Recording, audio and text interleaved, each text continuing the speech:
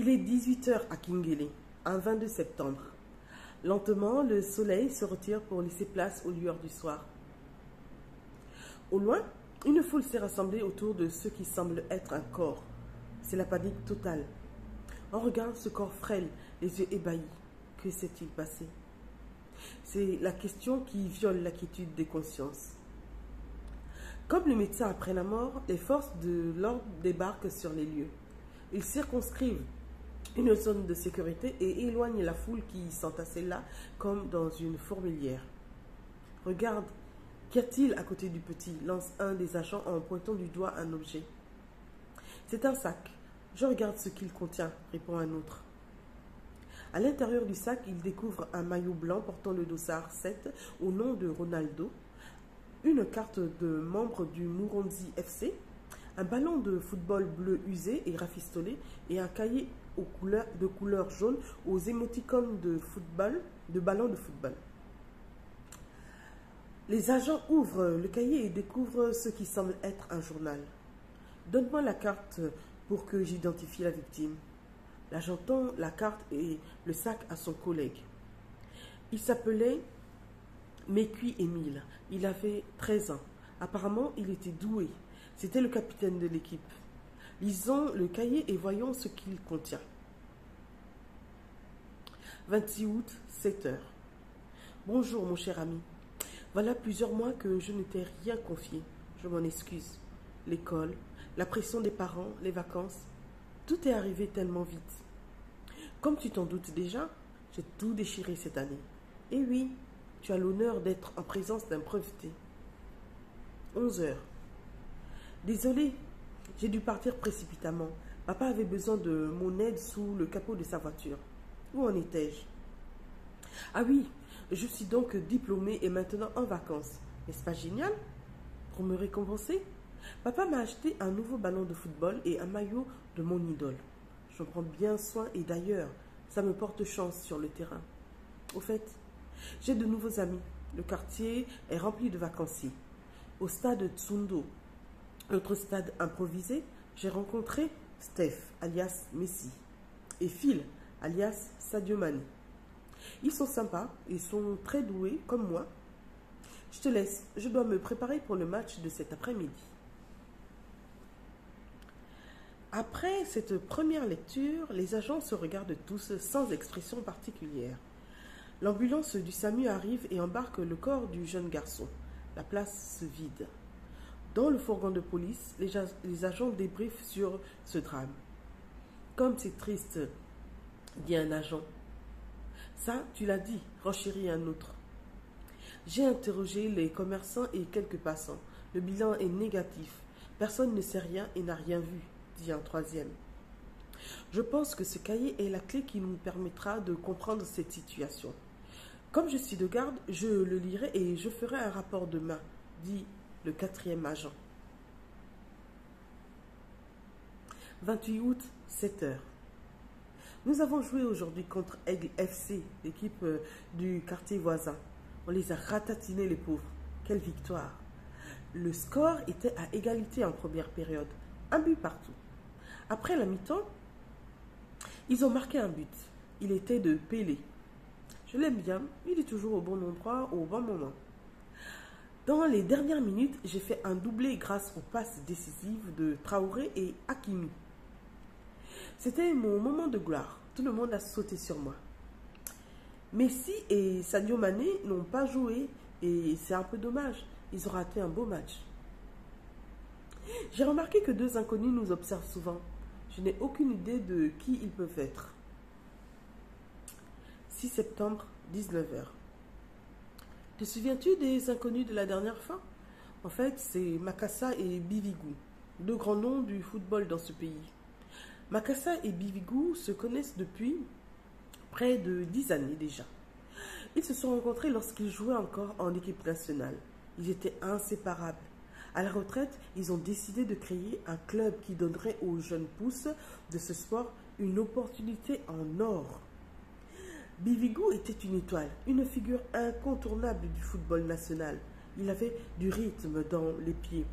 tellement de rythme que ses fans prétendaient qu'il était capable de concurrencer un léopard à la course. Makassa, lui aussi, avait un réel don.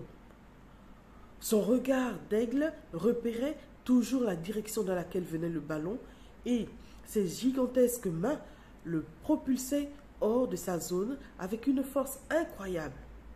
Makassa a conservé ce regard.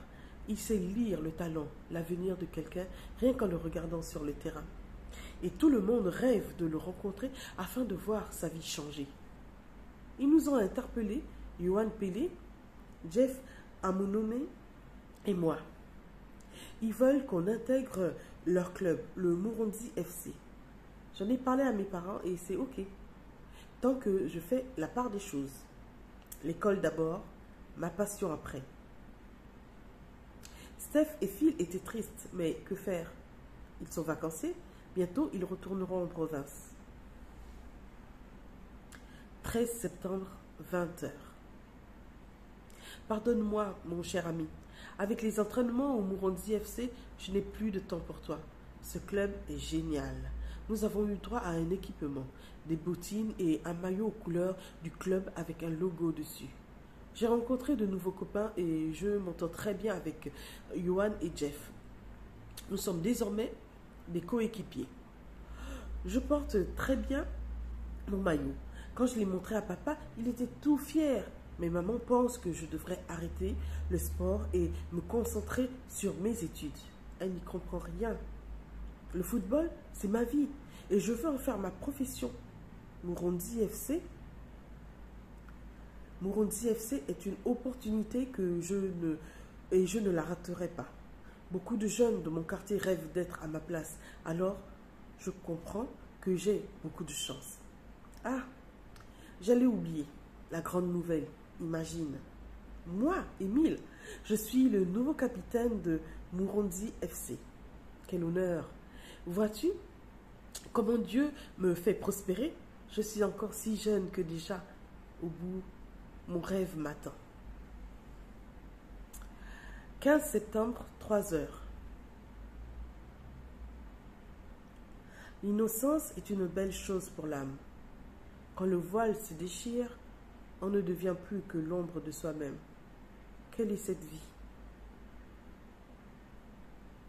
Quelle est donc cette vie régie par tant de contraintes? Quelle est cette vie qui, à chaque étape franchie, pose un ultimatum? Faut-il toujours faire un choix? Un choix est-il si important même quand il nous déchoit? Je suis dans l'embarras. La vie est une fourberie. Le véritable visage des hommes se révèle à moi. Et j'avoue que je plains ma candeur. Cette bêtise qui m'a si souvent fait voir le bien en chacun. Je plains ce monde qui n'est qu'un piège pour des brebis comme moi. 8 septembre, 10h. Mon moral est assez bas ces derniers jours. Je ne puis que me tourner vers toi, cher ami. Tu es ce qui, aujourd'hui, me permet de ne pas flancher. Te souviens-tu de M. Bivigou et M. Makassa? Eh bien, ils sont descendus dans mon estime, ces deux-là. Te rends-tu compte? Hier, après l'entraînement, M. Makassa m'a convoqué dans son bureau. Il m'a expliqué qu'on devrait passer à la vitesse supérieure. Sur le moment, je n'y ai rien compris. Il s'est levé, a fermé la porte de son bureau. Il est revenu vers moi et il m'a dit: je suis chargé de recruter des joueurs pour la formation des Panthères juniors. Dans quelques mois auront lieu les qualifications de la Coupe d'Afrique des Nations pour les juniors. Je le regardais, l'air attentif et sérieux, mais en vrai, je jubilais au-dedans de moi. Voilà, je vous ai invité à découvrir une nouvelle dont le titre est Au bout du rêve. Au bout du rêve est une nouvelle écrite par Clarisse Mabiti. Voilà, c'est une nouvelle que vous pouvez retrouver dans le recueil de nouvelles. C'est un recueil écrit par un collectif. Et le titre de ce recueil est Bupenza n'était pas hors jeu et autres nouvelles aussi importantes. Donc voilà, un collectif, vous pouvez retrouver à l'intérieur une quinzaine d'auteurs. C'est un recueil de nouvelles qui est paru il y a quelques jours aux éditions Symphonia. Et laissez-moi vous donner quelques éléments sur la biographie de l'auteur. Donc, Clarisse Mabiti, une auteure que je découvre, hein, que c'est la première fois que je la lis. Voilà, donc quelques éléments biographiques, voilà. Clarisse Mabiti est une étudiante et écrivaine gabonaise. Elle affectionne particulièrement la littérature et se plaît à fixer quelques merveilles de mère nature. Elle est déjà auteure d'une œuvre importante dont La révolte des casseroles, c'est un recueil de poésie, paru à Libreville aux éditions GNK en 2021, et Mélodie de mon cœur, c'est un recueil de poésie toujours, paru chez Symphonia Édition en 2022. Voilà. Pourquoi ai-je lu cette nouvelle de Clarisse Mabiti parmi toutes celles qu'il y avait dans ce recueil? Ben, c'est parce que la nouvelle, en fait, a repris un fait de société, hein, qui revient très souvent dans les pages du quotidien national, donc les pages de faits divers du quotidien national. On parle énormément en ce moment et depuis quelques années déjà de la maltraitance faite aux enfants. En fait, on parle beaucoup de prédation dans le monde du sport et essentiellement dans le monde du football, qui est le sport le plus répandu, le plus populaire peut-être au Gabon. Et puis, bon, il y a beaucoup de questions d'inceste et voilà, d'inceste et bon, voilà, de violences faites aux enfants, bon, les questions d'enfance en danger. Donc, dans cette nouvelle, elle reprend donc un fait de société qu'elle a mis, qu'elle a réussi à mettre à sa sauce en fait. Et j'ai aimé en fait le côté un peu, le côté dramatique en fait, le ton qu'elle emploie pour écrire cette nouvelle, et surtout j'ai aimé le fait que en tant qu'auteur elle se saisisse en fait de ce thème-là, parce que il faut toujours rappeler en fait que nous sommes écrivains, nous appartenons à une société et qu'il nous faut dénoncer les travers de la société à travers nos plumes. Je vous invite donc à vous emparer de cette œuvre et puis à découvrir les nombreux auteurs qui y ont participé. Comme moi, j'ai commis une nouvelle à l'intérieur de cette œuvre, donc, dont le titre est Ubenza n'était pas hors jeu, donc, et autres nouvelles aussi importante. C'est un ouvrage collectif donc disponible, que vous pouvez vous procurer sur Amazon. Je l'ai acquis en format électronique pour aller plus vite parce que je déteste attendre. Et voilà, cela m'a permis en fait de découvrir plusieurs auteurs, hein, plusieurs auteurs que je n'avais pas encore eu la possibilité de lire, et puis de nouveaux arrivés dans le monde littéraire. Voilà. J'espère que vous avez passé un bon moment et que ce petit texte, cette nouvelle vous donnera, donc ce texte, au bout du rêve, vous donnera envie d'en savoir plus et sur son auteur et sur les autres auteurs réunis dans ce collectif. Voilà, je vous dis bye bye et continuons de lire.